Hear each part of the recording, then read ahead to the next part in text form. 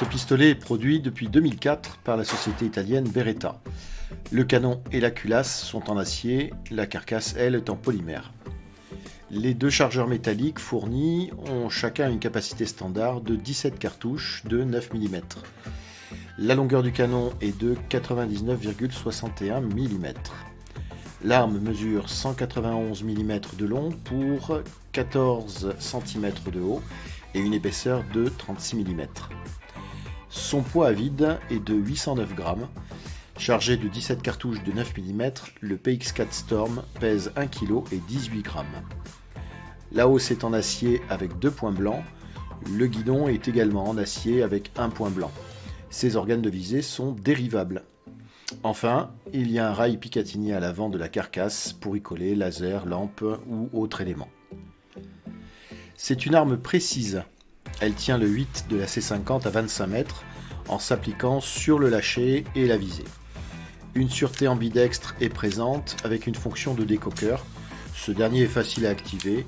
Lorsque l'on active la sûreté, la partie arrière servant à la percussion est masquée par rotation. L'arrêtoire de culasse allongé tombe bien sous le pouce.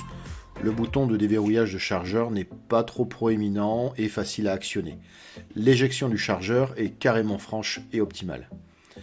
Le chien peut être en demi-armé, ce qui constitue un bon point pour le port en toute sécurité avec une cartouche chambrée. Le canon rotatif est censé diminuer le relèvement et le recul de l'arme lors du départ du coup. La queue de détente est large et confortable, elle permet un lâcher dans de bonnes conditions. Après une course morte jusqu'au point dur, la simple action est nette et souple. Le reset est assez court, on rattrape le point dur très facilement pour le prochain tir. La culasse dispose de stries de préhension à l'avant, même si je trouve que question sécurité c'est un peu limite pour armer la culasse ou contrôler si une cartouche est chambrée. D'ailleurs pour cela, une meilleure manière de faire est de contrôler l'extracteur. Il est saillant lorsqu'une cartouche est chambrée. On le sent plus d'ailleurs au toucher qu'on ne le voit. L'arrière du pistolet simule une sorte de queue de castor qui aide bien au chausser de l'arme. L'arme ne semble pas capricieuse sur les munitions. J'ai pu tester avec succès les marques Cellier-Bello, Geco, Winchester et Mactech qui passent sans problème. Enfin, le démontage sommaire de l'arme est rapide et très simple. La hausse n'est malheureusement pas réglable en hauteur. J'ai trouvé la poignée standard bien trop fine et un peu lisse. Ma prise en main n'était pas sûre, j'avais l'impression que l'arme se baladait légèrement dans ma main à chaque coup tiré. Un petit fait que je trouve mesquin, alors est-ce que c'est lié à l'importateur, à la marque ou autre, je n'en sais rien, mais l'arme n'est pas livrée de base avec des poignées de différentes tailles, médium et large. Ces poignées existent, mais il faut les acheter à part, à 14 € l'unité, hors frais de port. C'est juste minable pour une arme qui coûte quand même dans les 850 €. La double action est perfectible, je trouve. Durant la course, la queue de détente gratte un peu avant le départ du coup.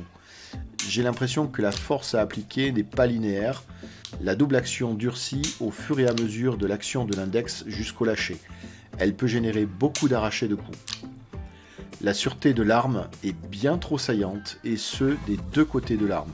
Elle gêne, voire même blesse les doigts lorsqu'on effectue l'armement de la culasse. Plusieurs fois, ma Dremel m'a démangé pour aplanir définitivement cette agaçante excroissance.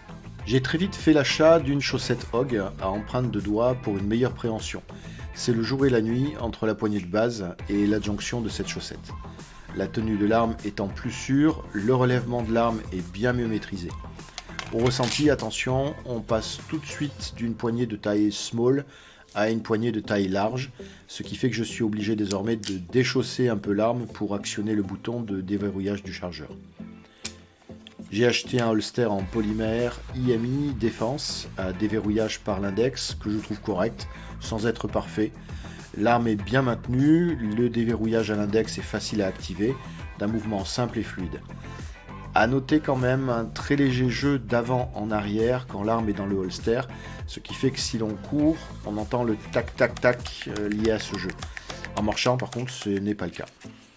J'aurais préféré un déverrouillage au pouce, plus sécurisant en cas de stress au dégainé, mais il n'y avait rien de ce genre pour les holsters en polymère. Enfin, je trouve que le holster raye légèrement l'avant de la culasse de l'arme.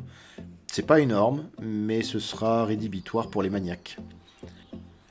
Le PX4 Storm est une arme intéressante, mais dans mon cas, elle pourrait constituer un exemple d'erreur d'acquisition.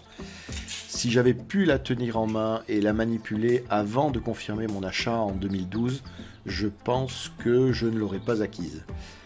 2 points noirs d'un point de vue strictement personnel. Je trouve que la ligne de visée est trop haute sur la main.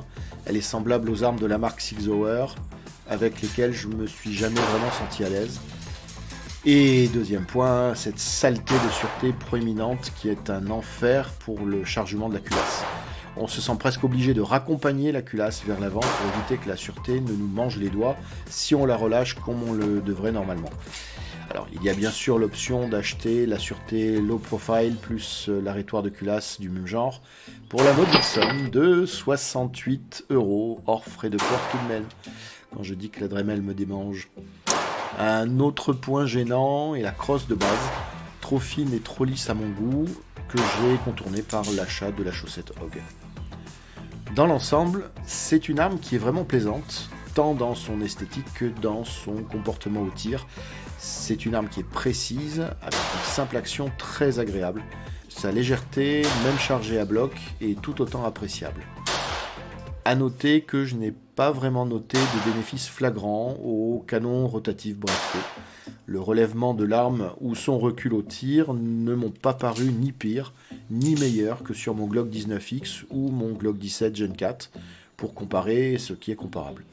Je précise que je ne fais que très peu de tirs rapides. Peut-être quelqu'un d'habitué à effectuer des tirs de ce type sentira-t-il une nette différence, mais dans mon cas, c'est un peu le statu quo. Voilà, c'est la fin de cette vidéo. J'espère qu'elle vous aura été utile et je vous dis peut-être à une prochaine fois pour une autre arme de mon râtelier. A bientôt. Bah c'est pas ça. Hein. Ouais, il y a 10 cartouches, mais c'est...